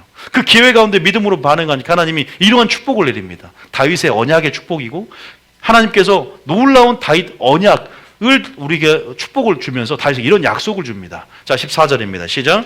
나는 그에게 아버지가 되고 그는 내게 아들이 되리니. 그는 누구예요? 솔로몬입니다. 시작. 나는 시작. 나는 그에게 아버지가 되고 그는 내게 아들이 되리니 그가 만일 죄를 범하면 내가 사람의 매와 인생의 채찍으로 징계하려니와. 얼마나 감사한 줄 아세요? 어떤 사람들은 영혼이 잘못해서 그냥 지옥에 갑니다. 여러분, 다윗이 잘못했어요? 다윗이 더 큰 잘못을 했습니까? 사울이 더 큰 잘못했습니까? 다윗이 더 큰 잘못을 한 거예요, 따지면. 그러나 사울은 어떤 죄가 쌓여서 말씀을 버림으로 하나님이 그를 버려버렸습니다. 은총을 빼앗겨 버렸어요. 그러니까 다윗은 사울의 은총처럼 빼앗지 마시고 차라리 살아있을 때 징계를 해주라. 죄를 깨닫고 회개할 수 있는 기회를 주라. 그게 은혜 아닙니까? 믿습니까? 목회자가 잘못해 지옥 갈 것 같아. 그럼 목회에서 내려오게 만드는 게 은혜예요. 정말 그게 은혜일 수 있어요. 지옥 가는 걸 면해주는 거. 하나님은 어떻게든 그를 출교시키는 것은 사단에게 내줄지라도 그의 영은 주 예수의 날에 구원을 받기 원하시거든요. 우리 영혼의 구원까지, 영혼의 구원을 우선으로 생각하신 분입니다. 때로는 그래서 병상에 누워있는 게 은혜일 수 있단 말이 그 말이에요.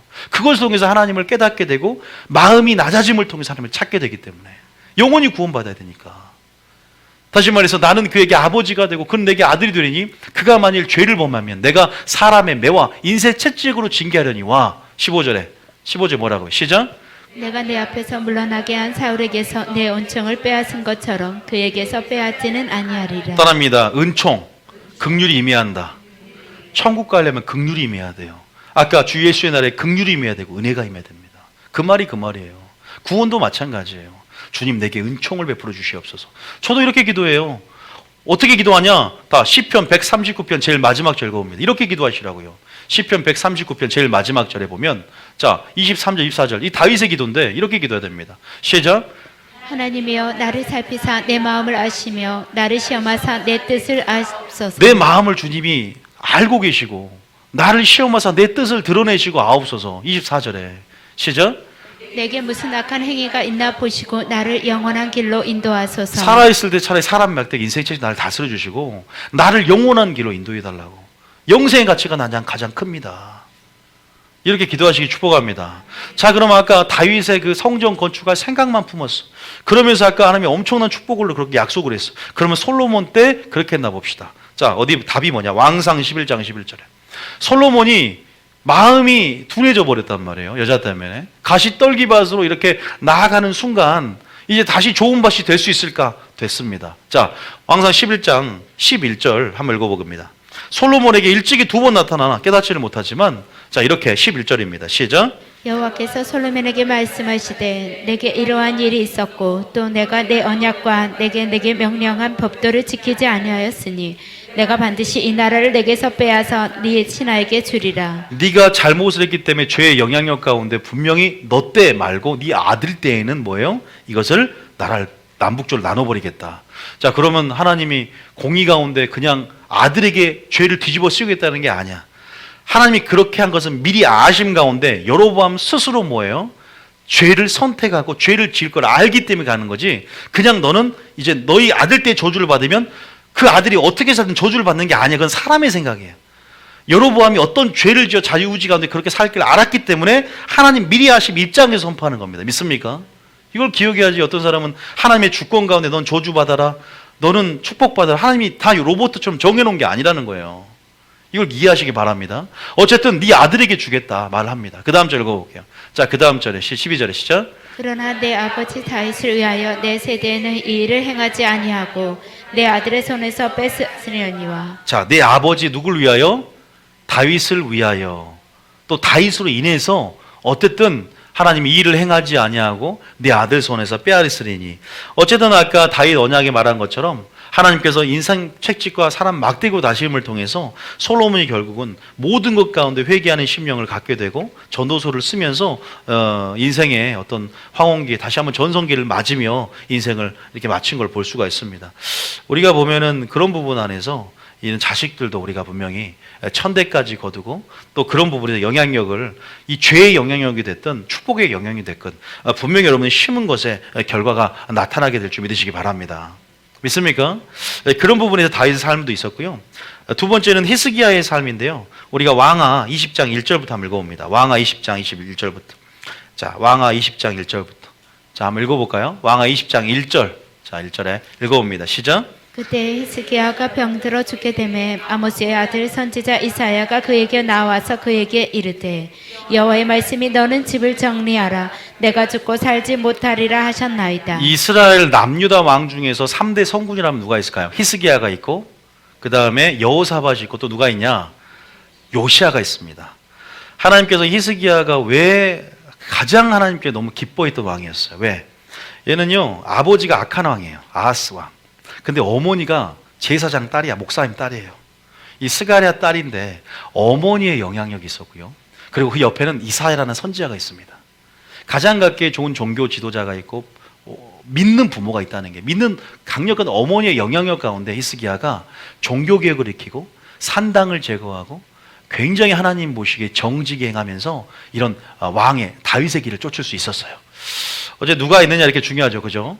어쨌든 그런 부분에서 이 히스기야가 이제 죽을 병이 걸린 거죠. 여러분 약 39살 정도의 죽을 병이 걸렸어요. 25세에 즉위를 해서. 근데 여기서 살려달라고 기도를 합니다. 자, 그런데 하나님께서 여기서 우리가 자세히 읽어보면 이제 어떤 말이 나오냐.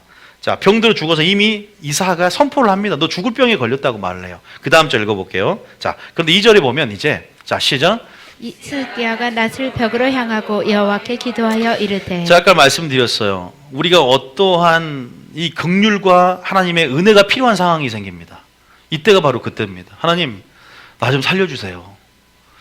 하나님 앞에 물론 주권적인 섭리가 있지만 우리 기도할 수 있습니다. 하나님 뜻이 뭔지를 우리가 모르기 때문에. 또한 긍휼함의 호소에서 하나님의 보좌를 흔들 수 있고요. 또 하나님 자녀가 하나님 앞에 생선을 달라는데 뱀을 주겠습니까? 그러나 모든 것이 주님의 뜻 안에 이루어지지만 우리는 어쨌든 히스기야처럼 섭리를 모든 상황 속에서 하나님 앞에 기도합니다. 살려달라고. 근데 하나님께서 뭐라고 하냐? 뭐라고 기도한 줄 아세요? 뭐라고 기도하냐? 뭐라고 호소하냐? 무엇이라고 변론하냐? 3절에 이렇게 말씀합니다. 담담이 없다면 이렇게 고백할 수가 없어요. 읽어봅니다. 시작.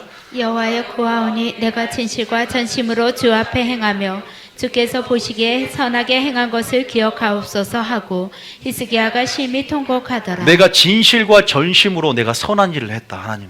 내가 종교개혁을 단행했고 그 어떤 왕도 할 수 없었던 산당을 제거했고 내가 아세라와 목상을 찍었고 내가 하나님 앞에 유월절을 최초로 거대하게 행했던 왕으로서 하나님 다시 한번 이 백성에게 다시 한번 그러한 용기를 발휘하면서 하나님 앞에 심었던 것들 이런 부분들 앞에서 하나님 내가 기억해 주십시오.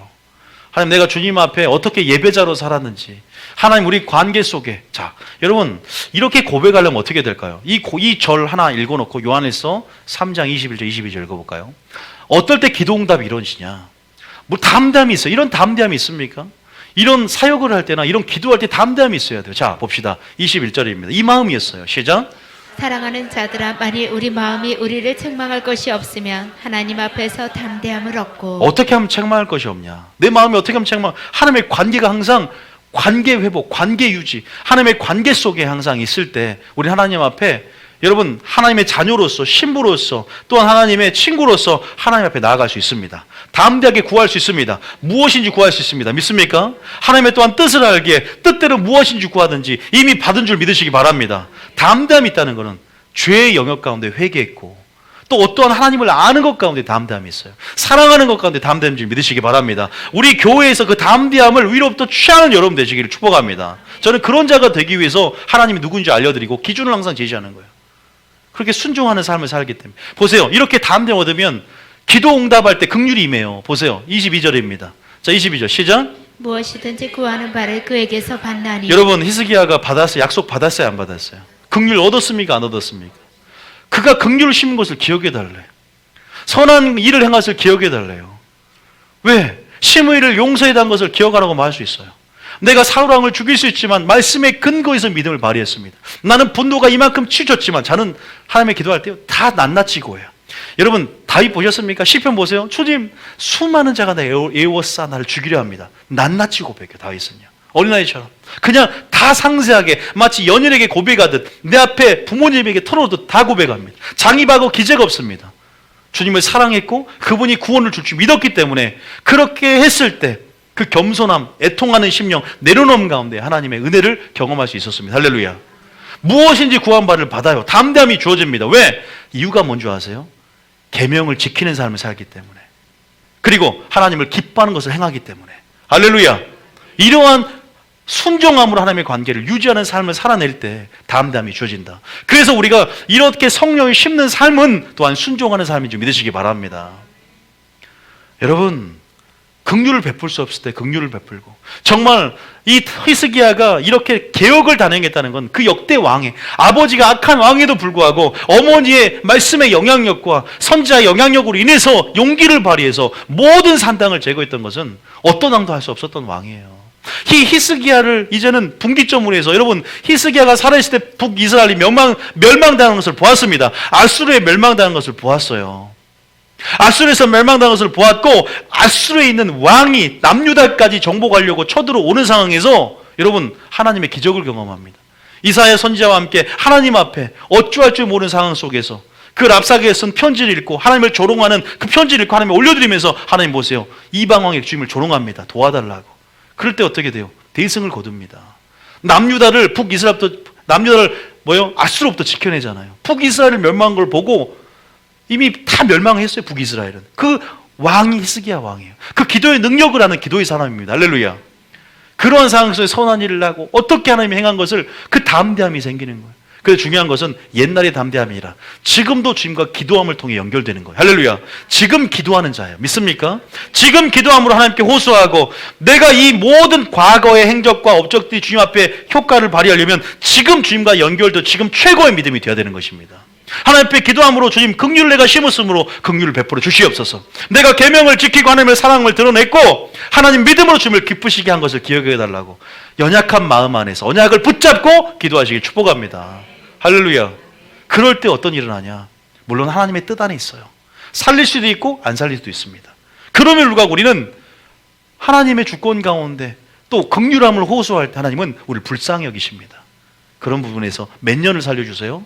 15년을 살려주시고, 거기다가 내가 너를 사랑하는 증거로 아하스의 일용표 해그림자를 10도 뒤로 물러나는 우주 역사를, 우주의 질서를 바꿔놔 버리잖아요. 해가 멈춘 사건처럼. 과학자들이 해석을 못한대요. 그럼 우리는 다 알고 있어요. 해가 멈춘 사건이 있었고 이거 전체 뒤로 물러간 사건, 이거 계산을 성경을 믿는 자만이 분명히 알 수 있어요. 믿습니까? 여러분을 위해서 해를 뒤로 멈출 일 없을 것 같은데 아직은. 그러나 하나님께서 한 사람을 얼마나 사랑하시고 한 사람에게 하나님은 한 사람에게 보여줬다는 거예요. 믿습니까? 여러분 한 사람을 그렇게 사랑하신 줄 믿으시기 바랍니다. 어떤 기도를 하든 담대함으로 기도하시기 축복합니다.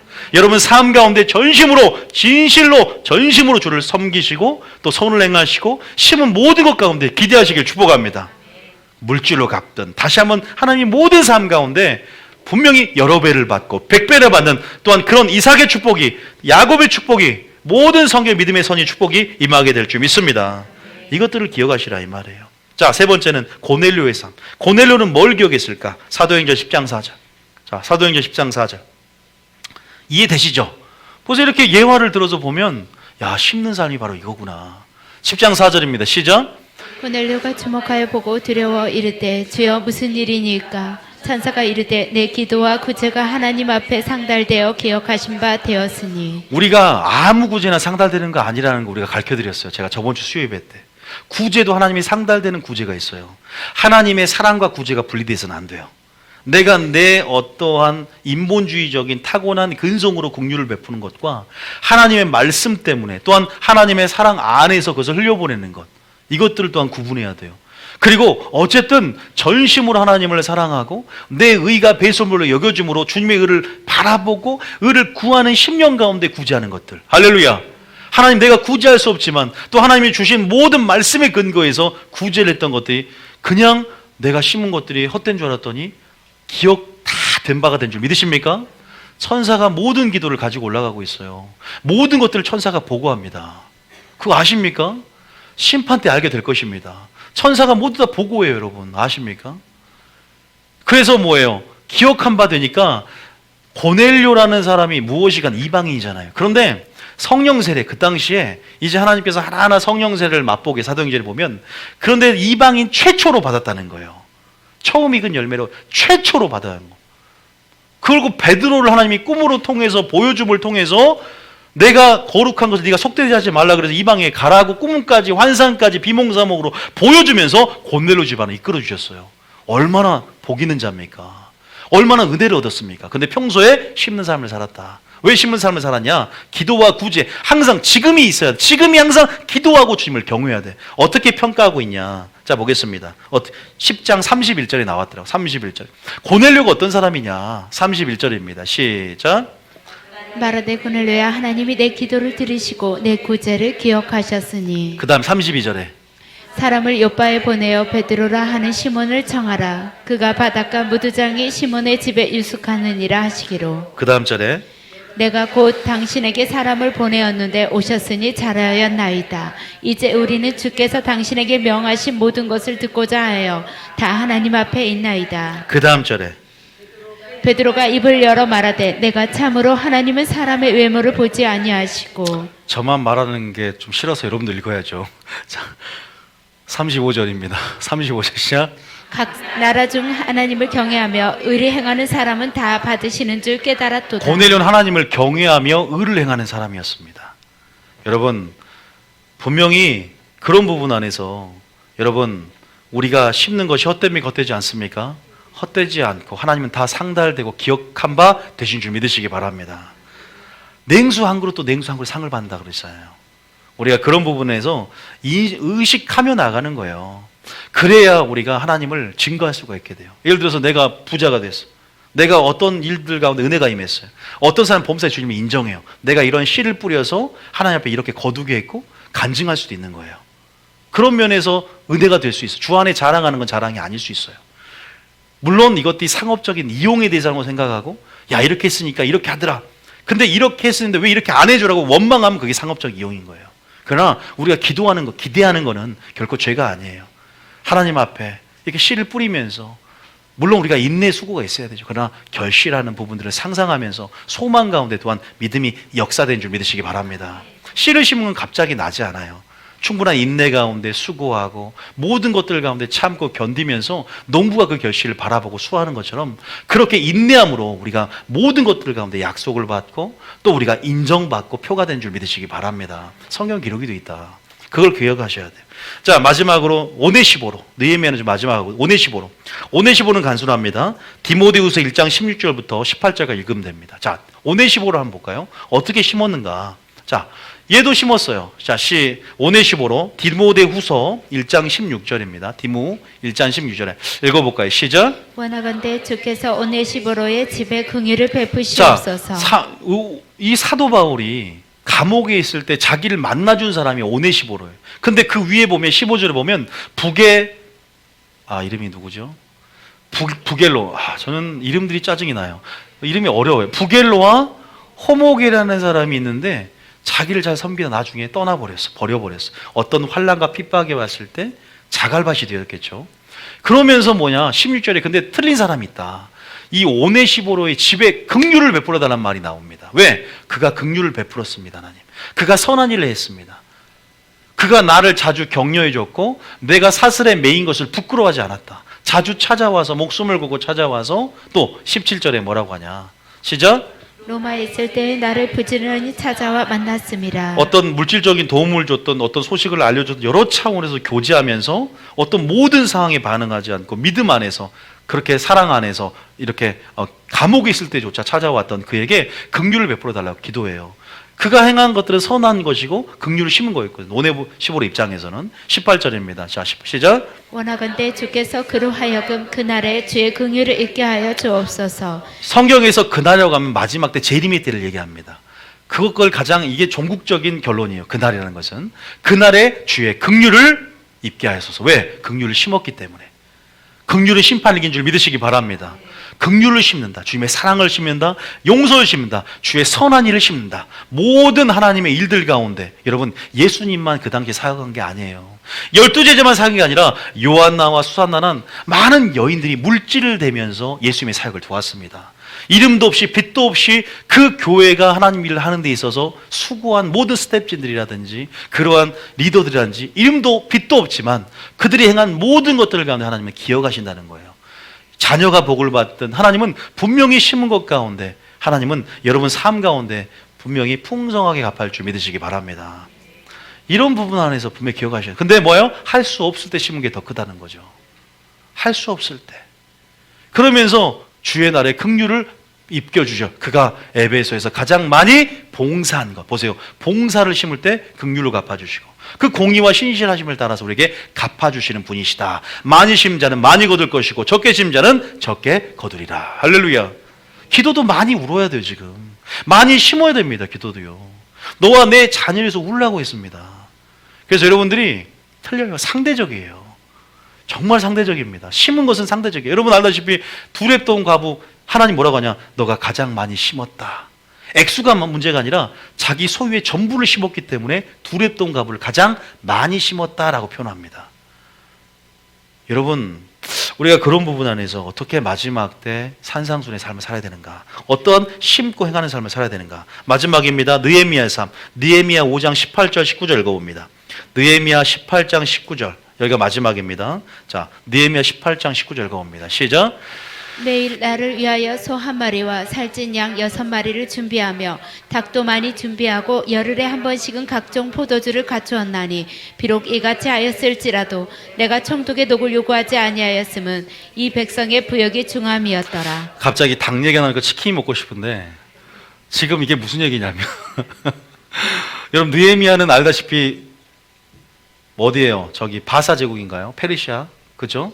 그때 고위 관료였어요. 술 맡을 관원장. 그때는 독사를 하잖아요. 이렇게 음식에다가. 그렇기 때문에 먼저 먹어봐요. 그 정도로 왕과 굉장히 친밀해야 되고 높은 관직을 갖고 있습니다. 그런데 이 느헤미야는 알다시피 포로로 귀환하는 상황 속에서 그들의 성벽이 재건됨을 통해서 성전 안에 계신 하나님, 유대교 어떤 뭐랄까요? 유대인의 정체성이라든가 다윗 왕조를 통한 신정 국가가 확립이 되는데 전부 무너지게 생긴 거예요. 왜? 성전이 무너져 있으니까. 성전 하나님 임재를 상징하고 성전 안에 계신 하나님을 알아야 되는데 지금 그것들이 다 흐트러지게 생겼어. 야, 이럴 때 아무도 안 나설 때 한 사람, 하나님은 이미 알고 계셨겠지만 하나님이 선택한 게 아니에요. 느헤미야가 이 모든 상황 가운데 자기의 모든 부귀영화와 자기의 받는 녹을 다 포기합니다. 그리고 하나님 나라를 구하기 위해서 유다 땅에 내려가서 어떻게 됩니까? 거기에서 성벽을 재건하고 하나님 나라 의를 구하는 데 있어서 모든 녹봉을 포기하면서 지금 이렇게 하다 보니까 외부적으로는 자기를 죽이려 들고 성전 건축을 못하게 하는 압력들이 있어. 그 유지들이. 그리고 또 내부적으로는 빈부의 격차가 너무 심하다 보니까 그냥 가난한 자를 수탈하고 착취하는 그러한 내부적으로 요인으로 와야 되게 생긴 거예요. 그러니까 이 리더십을 갖고 느헤미야가 잘 처리를 하는데 뭐 어떻게 처리하냐? 내가 먼저 본을 보여야 된다. 내가 먼저 너희들 세금을 걷어서 나한테 녹을 주는데 내가 이 월급 받지 않겠다. 난 다 포기하겠다. 먼저 리더십을 발휘하면서 자기 사유 재산으로 닭도 해먹이고 지금 이러는 거예요. 성전 건축한다고 수고한다고. 그러면서 총독이 널 요구하지 않으면 백성의 부역이 굉장히 중요했기 때문에 내 리더십을 발휘해야 되겠다. 그러면서 뭐라고 하냐? 그러면서 뭐라고 고백하는지가 중요해요. 그냥 그렇게 해서 넘어가는 게 아니에요. 항상 언약을 알고 언약의 하나님을 알고 갚아주시고 공의와 신실함을 따라 갚아주신 하나님, 어떤 환난 가운데 내게 기도응답 주시고 위기 가운데 하나님이 나의 긍휼을 베풀어 줄 것을 확신하는 믿음, 내가 긍휼을 심을 때 이것도 선한 일을 행한 거거든요. 뭐라고 하냐? 그 다음 고백을 한번 읽어봅니다. 자, 그 다음 고백 시작. 내 하나님이여, 내가 이 백성을 위하여 행한 모든 일을 기억하사 내게 은혜를 베푸시옵소서. 할렐루야. 이렇게 고백할 수 있어야 됩니다. 할렐루야. 믿습니까? 절대 하나님 잊지 않으신다. 분명히 상달되고 하나님 앞에 여러분 구제까지 올라가는 걸 봤을 때 선한 일 주님이 지금 인정하고 여러분 지금 여러분 보고 계신 줄 믿으시기 바랍니다. 할렐루야. 이것들이 우리를 풍성하게 만들어요. 무엇을 심었느냐의 결과가 될 수 있습니다. 그런 부분 안에서 우리가 느헤미야의 고백을 보고, 느헤미야 이런 고백 또 한 번 합니다. 느헤미야 13장 마지막에 보면 종교개혁을 행하는데 모든 것 가운데 힘있게 종교를 하면서 13, 14절 고백까지 읽고 마치겠습니다. 느헤미야 13장 14절까지 한번 읽어볼게요. 자, 여러분들이 오늘 이 비유를 통해서 분명히 발견한 원리가 있을 거예요. 14절입니다. 시작. 내 하나님이여, 이 일로 말미암아 나를 기억하옵소서. 내 하나님의 정과 그 모든 직무를 위하여 내가 행한 선한 일을 도말하지 마옵소서. 내가 행한 선한 일을 하나님이 도말할까요? 아니요. 네 선한 일을 내가 기억하고 성령 안에서 네가 영생을 거두게 될 것이다. 네가 포기하고 낙심하지 않으면 때가 되면 거두게 될 것이다. 너희가 기회 가운데 좋은 일, 착한 일을 믿음의 가정부터 행할지니라 말하는 것입니다. 여러분, 자녀가 떡반죽 그릇까지 우양의 새끼까지 복을 받는다면, 믿음이 물려지고 믿음의 유산이 흘러가고 축복이 이어진다면, 여러분 한 사람이 희생한다는 것, 부모는 누가 희생이라 하더라고요. 우리가 오늘 말씀을 들으면서 여러분 무엇을 깨달은지 모르겠어요. 깨달음 있으시죠? 다요. 우리가 성령궁에서 이런 하나님께서 모든 걸 기억하고 계시고, 우리가 마지막 때 이 산상순의 삶 가운데 긍휼히 여기는 자는 복이 있나니 긍휼히 여김을 받을 것이다. 우리가 긍휼을 심는 것, 우리가 하나님의 선한을 심는 것, 그 범위가 어디까지인지, 또 누구에게 어떻게 우리가 이것이 어떻게 보상이 될 것인가 우리 배웠고요. 또 이거 누구에게 하나님께서 그것들을 지경 가운데 복을 줄 것인가 우리가 배웠고, 이런 삶 가운데 여러분 기회 가운데 반응하시길 축복합니다. 그래서 열심히 하나님 말씀을 듣고 하나님 말씀을 기준을 알아야 기회가 보일 것이고요. 또 하나님께서 은혜 가운데 계시의 빛 가운데 그 기회를 보게 하실 것이고, 그럴 때 믿음으로 적극적으로 반응하시길 축복합니다. 그럴 때 그 기회가 여러분들 내일 가면 지나갈 수 있는 거예요. 기회 가운데 적극적으로 반응할 때 하나님이 그 축복된, 특히 고난 당할 때, 핍박을 당할 때, 없을 때, 정말로 아무도 그렇게 믿음을 발휘할 수 없을 때가 저는 기회라고 생각한다. 그것들이 기회가 될 수 있어요, 하나님 안에서는. 그래서 그런 놀라운 하나님의 영광을 체험하시기를 축복합니다. 찬양하겠습니다.